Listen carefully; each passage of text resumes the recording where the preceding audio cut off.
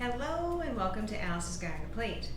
I help viewers who are gardeners that love to cook utilize their entire harvest year-round by garden planning, preserving methods, and recipes. If that interests you, like and subscribe. This is Sally. She is my supervisor, someone around here has to do quality assurance. You'll see her a lot in the background. In today's episode, I'm going to be making kraut from the harvest of my red cabbage, my raised bed garden. I'm going to be using Mason Top products. In the description, I will list the products that I'm using. They are just a suggestion of what I personally use. I have no affiliation. Mason Top is an excellent product because non-BPA plastics are used and they are very non-toxic or anything like that. You don't have to worry about any of that with their products. Goes right on, perfect size for a mason jar. I'm also using what is called a pickle pebble. It is a weight. What happens is it holds the cabbage underneath the brine so you don't have mold issues and you'll always be submerged and it'll ferment much better that way. Remove all of the cores from the cabbage and set up for the food processor to shred. That way it's easy to work with. Use 1 tablespoon of pickling salt for 2 pounds of cabbage.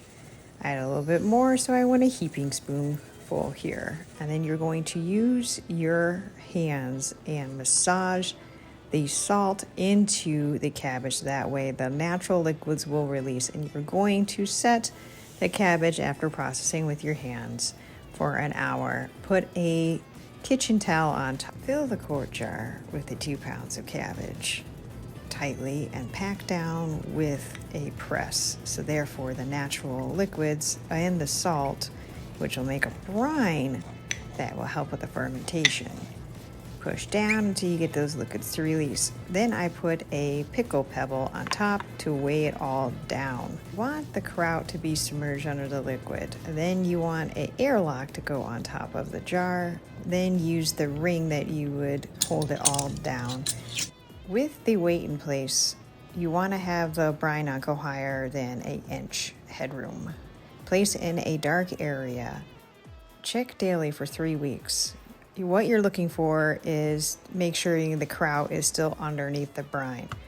I have too much pressure here, and but I still have the brine. It looks like it's too high, so I need to release some of the pressure, as you can see here. So I will go in and I'll relieve the pressure, take the amount of brine that I need out, and I will have the proper headroom after that.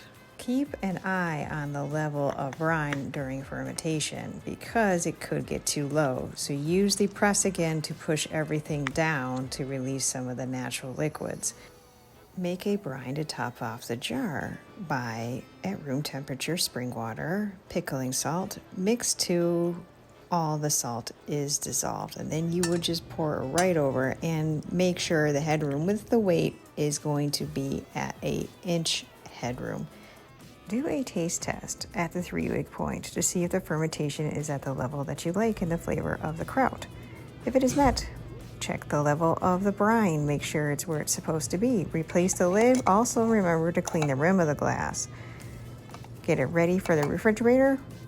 Very important, label your lid so you know when the last date was for fermentation, because in the fridge it'll keep for 6 months. If you enjoyed today's episode, click that like button so therefore the algorithm will work in your favor. By subscribing to the channel, you will be notified of new content. Oh, there's Sally, my supervisor. We thank you very much for viewing today.